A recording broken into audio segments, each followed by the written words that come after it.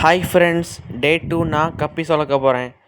இன்றைக்கி நம்ம நேராக போனோடனே கப்பீஸ் குட்டிகளை பார்த்துட்டு இருந்தோம். ஃபுல் பிளாக் குட்டிகள் பார்த்ததுக்கப்புறம் நம்ம ஃபுல் ரேட்டை பார்த்துட்டு இருந்தோம்.